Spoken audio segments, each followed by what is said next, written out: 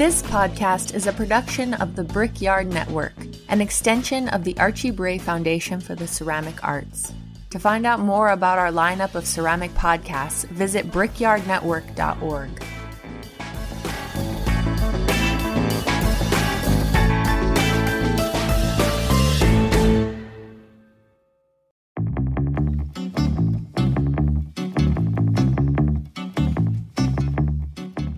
Potters, are you looking for high-quality equipment and supplies? Since 1974, Bailey Pottery Equipment, based in Kingston, New York, has produced equipment used in schools, universities, and art centers nationwide. Their gas kilns, renowned for ease of use, fuel efficiency, and beautiful results, are a global favorite. Bailey Pottery Equipment caters to all skill levels, offering a range of equipment and top brand ceramic supplies at discounted prices, all backed by their outstanding personal service. Visit BaileyPottery.com, the professional's choice for all things clay. Hey, this is Erin with Cornell Studio Supply, located in the Gem City of Dayton, Ohio. As a proud sponsor of this episode and the Brickyard Network, we are happy to help you with all your pottery and ceramic sculpture needs by providing the best customer service and world-class workshops. Visit CornellStudioSupply.com for 20% off the largest ceramic book selection of all time.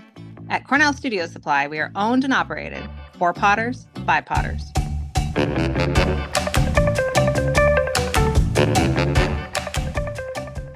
Hello, my name is Kathy King, and welcome to the For Flux Sake podcast. I'm coming to you from the Harvard Ceramics program in our fair city, Allston, Massachusetts.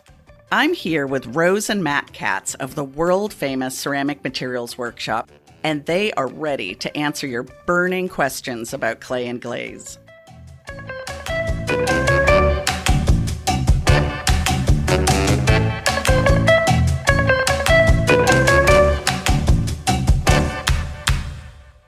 Well, welcome back, Matt and Rose. Hey, Kathy. Hiya, Kathy. How was your holiday/winter break? Oh, my good. goodness.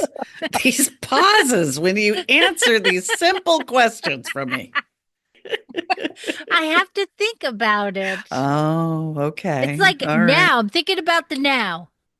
That's great. Rose also bases her holiday around, Rose doesn't talk about it. Rose has a big family.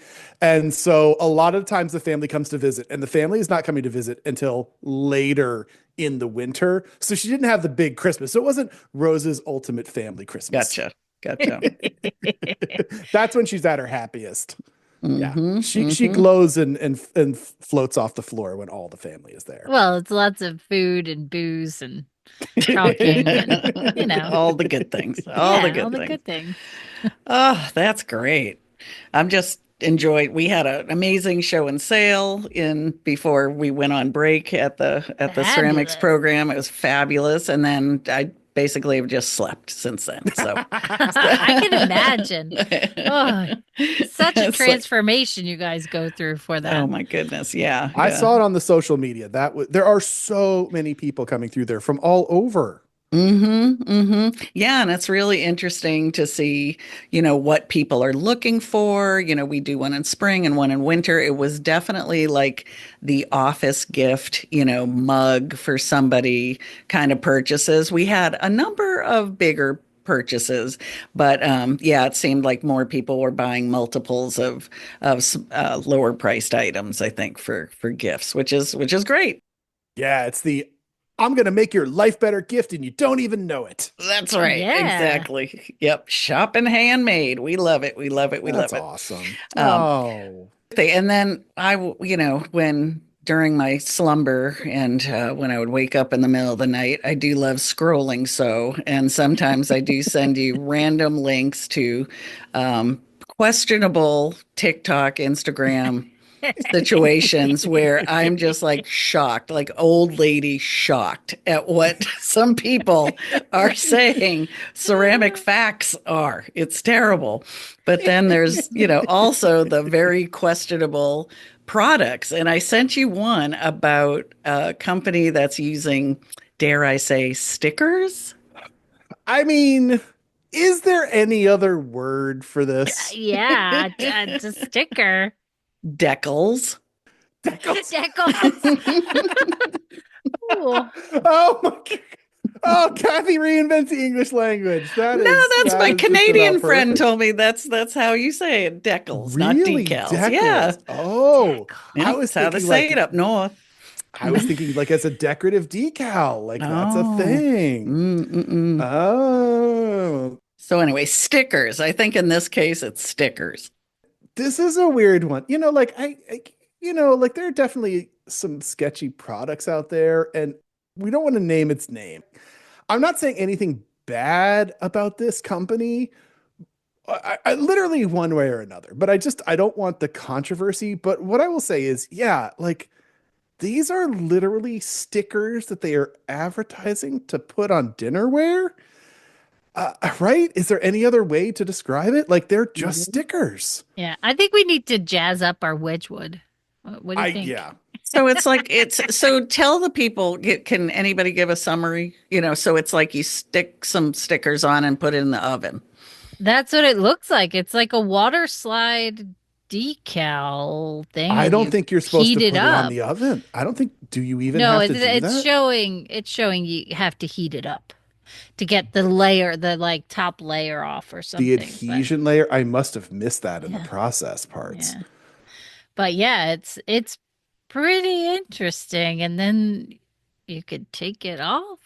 Mm-hmm. Well, that's the interesting thing is that they definitely, where is it on their documentation where it definitely is meant to come off. They say that you clean it off with acetone, which is like what nail polishes use Nail acetone polish to remover. dissolve them. So if you have your nails done, don't remove your stickers from your dinnerware. You might lose a nail. Well, we all know that the manicure industry wants more ceramicists as clients because they are regular repeat customers. That's very true. I guess what got my attention were the claims of how putting these temporary tattoo-like stickers onto your ceramics was a green move in your life. Because you were going, if you put the sticker on and heat it up, and this thing is not fired again, so it's not fired onto the surface. I don't know how safe that is, but it's going to keep you using your ugly old ceramics. Put a sticker on it. It makes it better. Put a bird on it, everybody. Yeah, it'll make it better. I wonder how durable it is. I mean. Well, that's where it gets sketchy when you read their details. So, all right, let's get into the technical details. It says, is it dishwasher proof? Note, it says proof and not safe. Watch the weasel words, everybody. And it says they are generally capable of enduring dishwasher cycles. However, their durability cannot be universally guaranteed, blah, blah, blah, blah, blah. What they are saying is no, hand wash only. Yeah, hand wash only. I mean, you should be washing your Wedgwood hand wash only anyway, but Yeah. Yeah. And it is very lawyer speak. Like, however, their durability cannot be universally guaranteed due to variability in dishwasher programming and the use of different detergents. Like, that is the variability of dishwasher programming. Yeah, that is some base covering. And then, of course, the big question, because they are definitely advertising these as being used on ceramics as a whole. They definitely show them being used on functional ceramics on food surfaces. And not on food surfaces too. So they're kind of combination, but yeah. But so there is in the FAQ, is it food safe? And it says, yes, the tattoos were tested by the US FDA and approved by a US FDA approved laboratory and found to be completely toxic free, which toxic free. Okay, I don't think it's just one notch under toxic. Oh, that sounds terrible. Safe to be used in contact with food. Well, okay, what standard are they defining that under? Because is it a ceramic standard? I will only admit, I only know ceramic standards. And ceramic standards, as we've talked about before on the show, literally does not contain beyond allowable levels of lead or cadmium. And so if it does not have lead or cadmium, it automatically falls under the food safe designation. But I don't know what don't know what the food standards are for stickers. Yeah, I don't Say either. stickers. Oh, I think we got some homework to do. I know. I know. I mean, it seems like, oh no, Rose, is that a Basset Hound? I think I saw a Basset Hound It sticker. is. Uh-oh, Yeah, Rose they is have going a to buy them Bass now. sticker. We're gonna try them. But yeah, like they stick on, they're definitely temporary. They clean off with acetone. They even call them tattoos. So like, is it fun? Sure. Is it dangerous? Probably not. Like it's a cute answer, but I don't know. Oh yeah. No, it's a cocker spaniel. I'm sorry, I can't buy Oh, 'em. no, never What are mind. you Don't want talking that. about? Are you talking about this? One Are of the you on stickers this is a dog. website? Oh, okay. Yeah, I'm on the All website. Okay. I just thought you had random dogs walking through the studio. Okay. All right, y'all. Well, we'll look into this more, and if anyone's had experience with it, I mean, I've certainly used decals before or Yeah, decals. sure. Have purchased and designed and had great companies like Milestone Decal, print my designs as fire on decals, and there's ways to do it that are safe and you can fire it right on there, but And are teach more his own. durable. Yeah. Okay. Yeah, a little bit more durable. For Flux Sake is brought to you by us, Rose and Matt at Ceramic Materials Workshop. We created Ceramic Materials Workshop to be a place online to learn how clay and glazes really work, with none of the myths, rumors, and nonsense you may have heard out in the public. We've spent years working and researching and teaching at the best ceramic schools in the world to put together a revolutionary ceramic materials education. If you like what you've learned from us on For Flux Sake, you'll love what we have to show you at ceramicmaterialsworkshop.com. Dip your toes in with short courses like our online workshops, or dive head first into our full classes on glaze chemistry, clay bodies, and the ever-perplexing crystalline glazes. All at ceramicmaterialsworkshop.com. Join us and we'll change your studio forever. Now back to us. Let's get to the questions. We've got a very international group today, so I'm very excited about that. And our first question, comes from Jennifer from East Coast in Australia, and she has a question about commercial clear glaze. Hello, Kathy, Matt, and Rose. This is Jennifer here from the East Coast of Australia. I have a question about clear commercial glazes, specifically glazes that are advertised as a stoneware glaze that can fire from cone 6 to 10.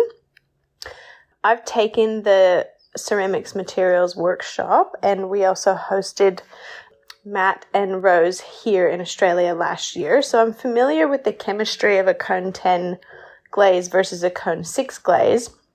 So I'm just a bit confused about how a commercial company can sell a clear glaze that can range from cone 6 to cone 10.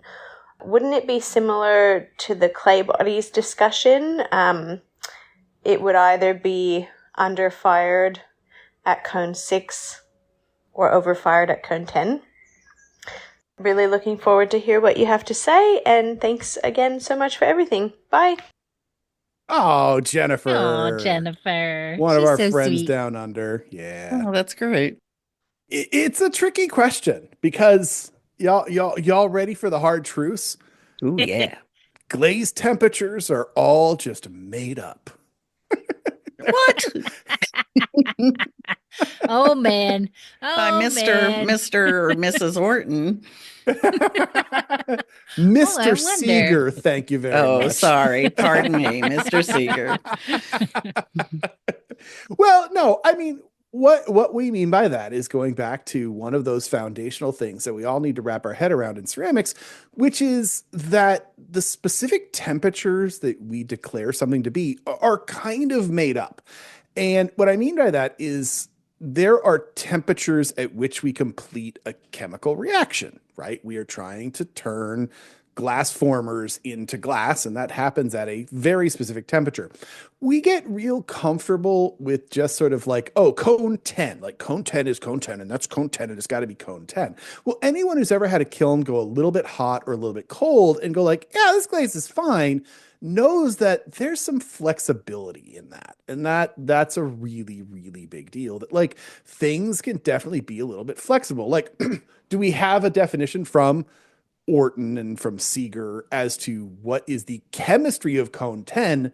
Yes, but that's the real trick, right? And this is one for folks who have never looked into that. This is a really big deal, that cone 10, like we all look at the Orton chart and say, oh, well, it's 1285 or 2351. Yeah, you did it! Yay! Our little boy is growing up, Rose. I can learn thick and height.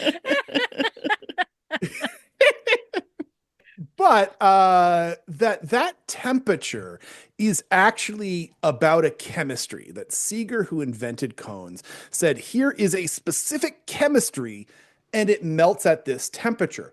Well, the really funny thing is like there are definitely glazes with different chemistries that can melt at that temperature too. And all he's saying is this one glaze melts at this one temperature, and that is what cone 10 is. But there is wiggle room inside of that. And so glazes can definitely go a little bit hot, and they can definitely go a little bit cold. Now, firing hot is not that much of a problem. Firing hot really only makes glazes run. Now, that is a problem. I've been having this internal debate because I've been writing something recently, whether glaze running should be considered a glaze flaw.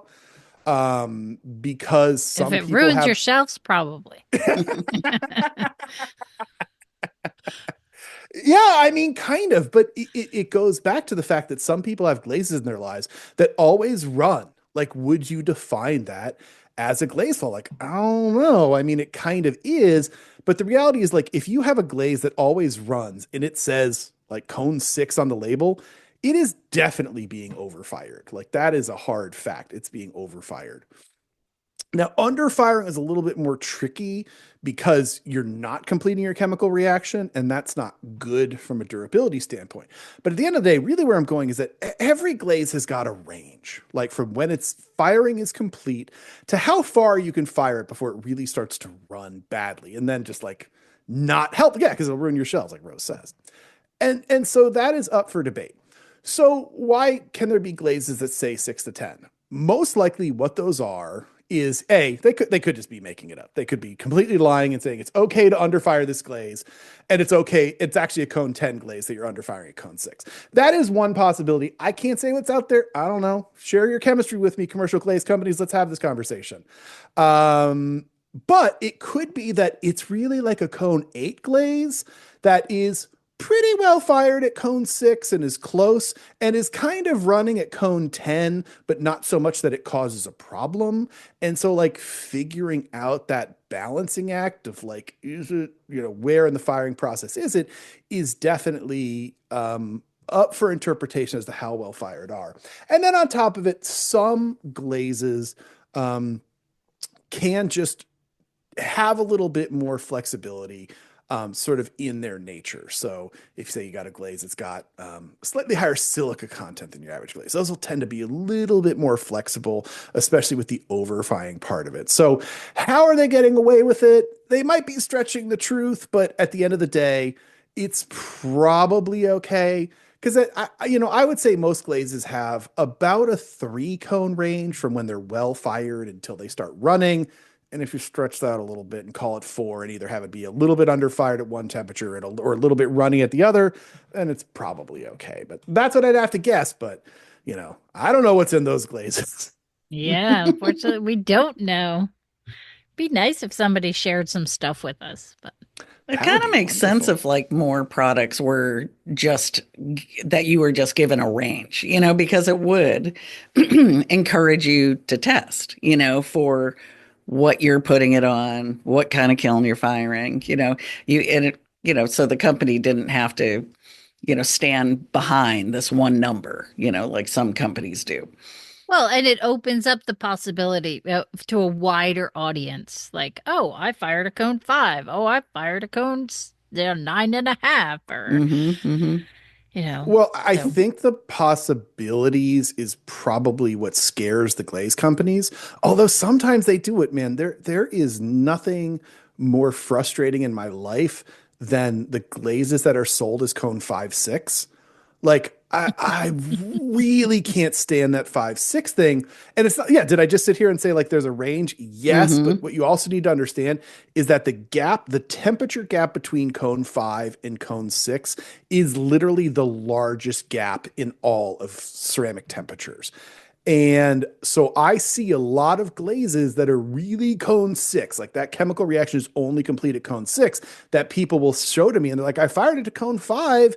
And I'm like, yeah, it's under fired. Like, I don't know what to tell you because that chemical reaction it's not 5-6. And boy, when I talk about mid temperature glazes, like I don't take that weasel word very lightly. Like pick a temperature and it probably should be the hotter one. Because that level of variability. And I think that's probably what the companies don't want is that they don't want to be exposed to the variability, like, because that then puts them in this whole legalese. yeah. Yeah. Nobody wants to get sued. I mean, Right. come on. Yeah. All right. Yeah. Let us move on now. Let's go on a trip around the world. Now we're going to speak to or hear from Trine from Copenhagen. And Trine has a question about pinholes. Hi, this is Trine calling from Copenhagen, Denmark. I have a question for you. If I have a glaze that makes these little tiny pinholes, can I save it somehow? Can I refire it? Do I need to sand it a bit? Do I need to add more glaze? Or is there any way of saving the piece that I glazed? Thank you. Bye. Kathy.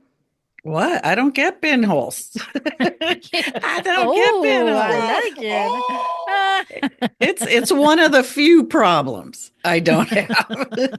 That's good. Never get pinholes. Well, I mean, we've talked on an episode in the past, like with the black underglaze, that sometimes I would have periodically crawling. And it would be like the clear glaze just, was reacting as if it had an irritant and was, flying backwards. But that not really pinholing though. We have some glazes here at the studio that certainly have those problems, and people Specific try glazes? to. I can't think of one that's specific. I would say it's nobody's like a culprit, constant culprit. What are you getting to, Matt? You're yeah, what are you getting to? Yeah. Fishing. He's got his fishing pole. Of course, by I got the my creek. fishing.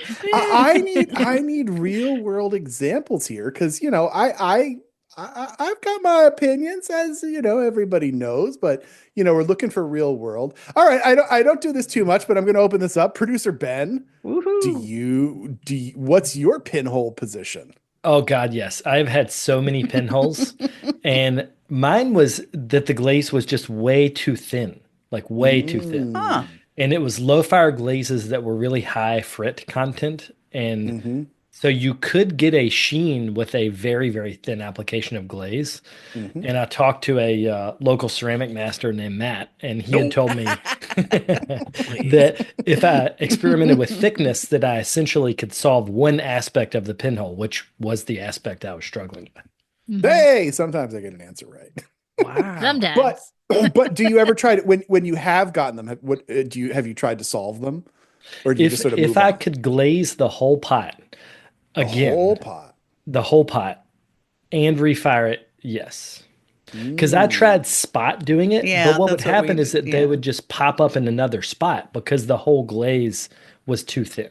That was my theory. I don't know if that's true, but so if I would literally take glaze tongs, glaze the whole pot again, and wipe off the bottom, let that dry for like 4 or 5 days because it takes forever when you're glazing on a fully glazed pot, and then refire that. Yeah, and that's sort of the classic thing of the spot reglazing. Like, what's the value of the spot reglazing? I would say that it's a futile pursuit. Well, it sounds like Trine sounds like she has it all over. So it's not just like one spot. And that makes it work. Like how much you really want to pay attention to. And that depends then. Is reglazing, if you could actually get a decent coat of glaze on the pot and get a reglaze, which is tricky because you got to heat it or you need some sort of a binder in the glaze you're applying. Would that be a good solution? That probably is the best overall solution, but there are a lot of variables with trying to get a quality application with that. But I do know a lot of commercial dinnerware, they will do that too. They will tend not to throw stuff out with pinholes, but they will put on a whole new coating. Got to really watch out for thickness. That, you don't want it too thick. It's got to be another thin coating, but that can definitely help. But I don't really want to get into the reglazing conversation except to go, it's got to be hot or get a binder because trying to get things hot and even and get an even application, like that's a whole other practice thing in general. If someone was getting pinholing, in general, my advice is to throw it out. To not try to spot glaze it. Oh, the pain of it all. That's true. I know. Yeah. But the spot glazing doesn't work because it's not enough material to melt the void that exists. And it's going to just pull away and you're never going to get the coating that actually fills it because you're dealing with particulate matter, which has 30 to 50% negative space in it versus the melted glass. And so you're going to lose that much volume and it just becomes this vicious cycle. If you could get a full coating, yes, that would be good. But I'm sort of the position of, I think if you've got a glaze flaw, move on. And that's basically for all the glaze flaws. I think of use this as an opportunity to practice your repetition skills, make that work again and make it better. There are some glaze flaws crazing. I mean, that's a slightly different conversation. But the pinholing, the crawling, especially, like I wouldn't spend a lot of time trying to fix those. There's not a lot of effort or a lot of value from the effort that you're going to put into it. But like while I was sort of poking at Kathy is like, there are glazes that tend to pinhole and there are clay bodies that will tend to pinhole. And so definitely watch out for that because that can be a big problem.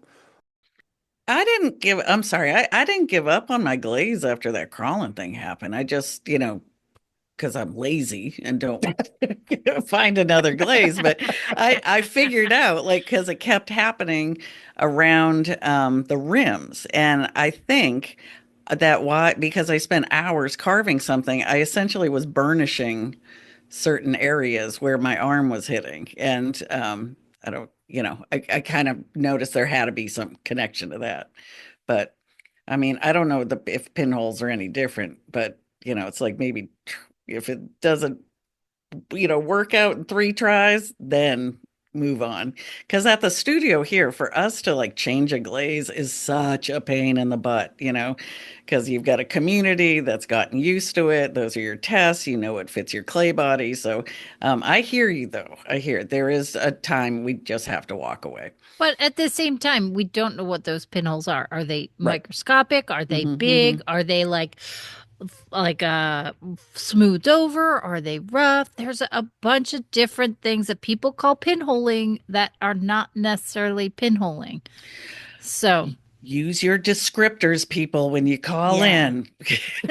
Most people don't know. I mean, this is the catch because Rose is exactly right. People, what you are dealing with, for all we know, Trina is not actually dealing with pinholes because it is one of the more difficult things that we deal with every day.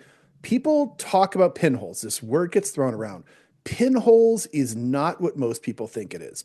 There are 4 different flaws that we can trace to very different chemical origins that everyone calls pinholes that are not. There's only one thing that is pinholes. Okay, so let's go through this list real quick because it does make a difference. Is it quick? Okay, hold on. Wait, I got to take my time. I got to luxuriate in this. Okay, hold on. Let me get a cup of tea. Sit back. Well, okay. So the first one is actual pinholes are an application issue. Okay. So actual pinholes, as most people describe them, is trapped air, or what we call void space packing inside of a glaze. And that's when you apply your glaze, it's 30 to 50% air. And when the glaze melts, it can very easily melt over those void spaces and trap air, which makes both bubbles in glazes. And if those bubbles get big enough, they will make pinholes. That is what an actual pinhole is. Then there is what should be more commonly called, and this is the battle we're trying to do. Everybody try to change your language. There is blistering.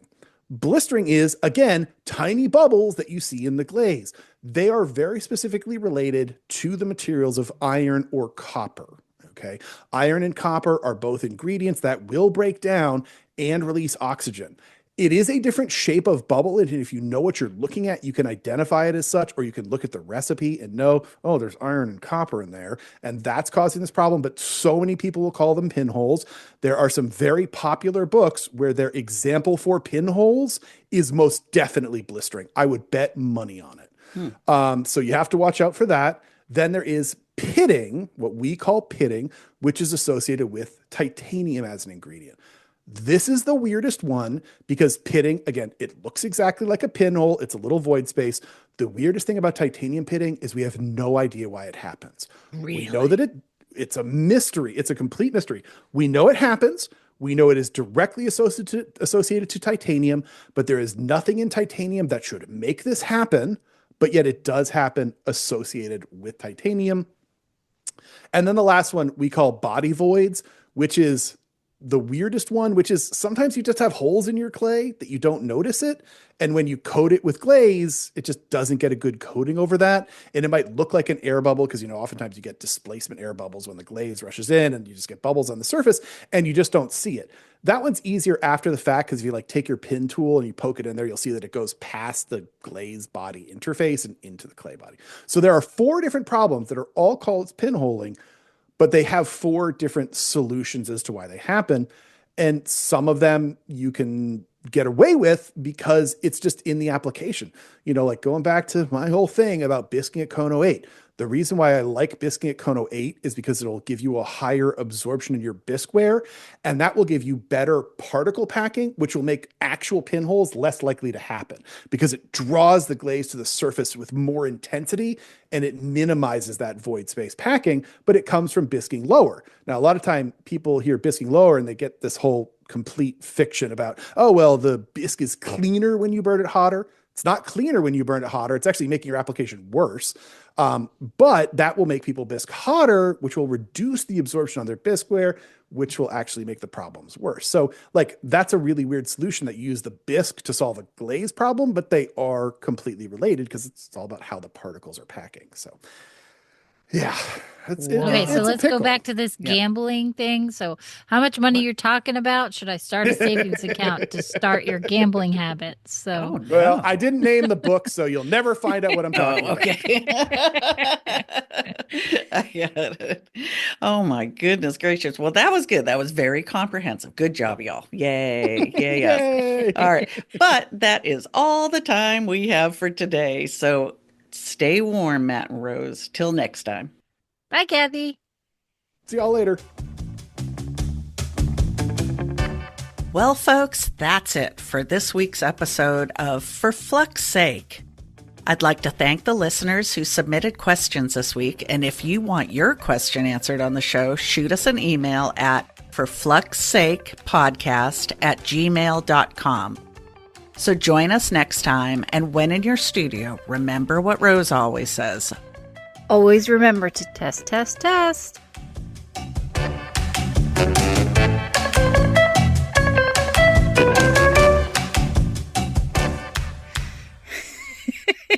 This is a test of the emergency glaze system. Beep.